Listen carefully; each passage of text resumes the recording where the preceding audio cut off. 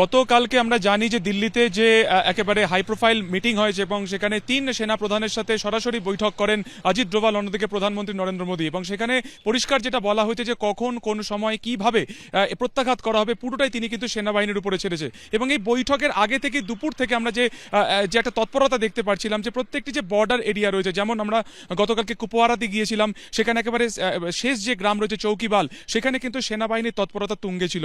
এছাড়া উড়ি সেক্টর, এছাড়া আমরা দেখতে পাচ্ছি কার্গিলের দ্রাস এলাকা, অর্থাৎ যে জায়গাগুলো কার্যত একেবারে বর্ডার এরিয়া, প্রত্যেকটি জায়গাতে কিন্তু সেনা তৎপরতা রয়েছে। কুপওয়ারা বা বারামুল্লা যে সেক্টরগুলো রয়েছে সেখানে কিন্তু একাধিক সেনা ছাউনি রয়েছে। রাষ্ট্রীয় রাইফেলস থেকে শুরু করে ইন্ডিয়ান আর্মি এবং সিআরপিএফ এর একাধিক ব্যাটালিয়ন রয়েছে, প্রত্যেককে অ্যালার্ট থাকতে বলা হয়েছে এবং সেই তাদের যে তৎপরতা সেটা কিন্তু একেবারে চোখে পড়েছে।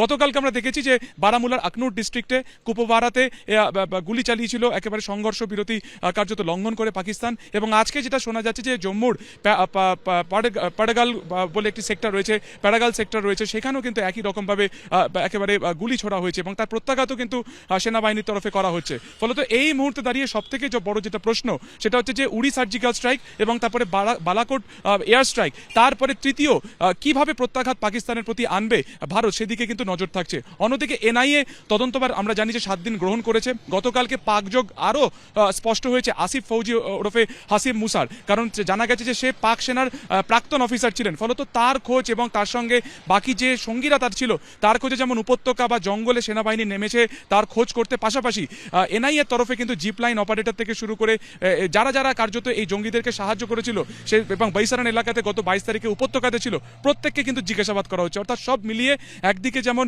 প্রত্যাঘাতের একটা প্রহর গুনছে গোটা দেশ, সেনাবাহিনীর তৎপরতা তুঙ্গে, অন্যদিকে কিন্তু পর্যটক যারা রয়েছেন শ্রীনগর কিংবা অন্যান্য জায়গা, তাদের জন্য কিন্তু 48টি স্পট কার্যত বন্ধ করে দেওয়া হয়েছে। অগ্রিম বুকিং যাদের আছে তারা আসছেন, কিন্তু গোটা যে চত্বর তুমি দেখতে পাচ্ছ, আমরা এই মুহূর্তে ডাল লেকে রয়েছে, আশপাশে কোনো ভিড় কার্যত নেই, শিকারা সমস্ত কিছু কার্যত বন্ধ অবস্থাতে রয়েছে। অর্থাৎ পর্যটক কার্যত শূন্য হয়ে যাচ্ছে ধীরে ধীরে কিন্তু শ্রীনগর। 22 তারিখের পহেলগাঁও কাণ্ডের পর পাকিস্তানকে এবার প্রত্যাঘাতে সেনাকে পূর্ণ স্বাধীনতা দিলেন প্রধানমন্ত্রী। কখন, কিভাবে, কি টার্গেট, সিদ্ধান্ত দেওয়া হলো 3 বাহিনীর হাতে।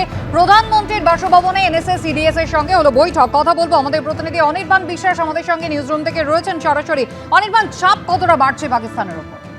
দেখো, চাপ তো অবশ্যই বাড়ছে। তার কারণ আমরা দেখেছি যে গতকাল কিন্তু প্রধানমন্ত্রী নরেন্দ্র মোদী তিনি কিন্তু এই যে উচ্চ পর্যায়ের বৈঠক 3 সেনাপ্রধান, সিডিএস এবং অজিত ডোভালকে নিয়ে করেছেন এবং সেখানে প্রতিরক্ষামন্ত্রীও ছিলেন। তার পরপরই কিন্তু আমরা দেখলাম যে পাকিস্তানের তরফে কিন্তু একটা আশঙ্কা প্রকাশ করে একটি এক্স হ্যান্ডেল পোস্ট করা হয়েছে এবং একটি প্রেস কনফারেন্সও তারা করেছে, যেখানে কিন্তু তারা আশঙ্কা করছে যে 24 থেকে 36 ঘন্টার মধ্যে ভারত প্রত্যাঘাত করতে পারে এবং সেটাকে কিন্তু তারা এক প্রকার থ্রেট হিসেবেই নিচ্ছে। এবং তারা কিন্তু প্রত্যুত্তর এটাও জানাচ্ছে যে যদি এরকম কিছু ঘটে তাহলে কিন্তু পাকিস্তান তার সবকিছু জন্য প্রস্তুত রয়েছে এবং প্রত্যুত্তর দেওয়া হবে তাদের তরফে পাল্টা।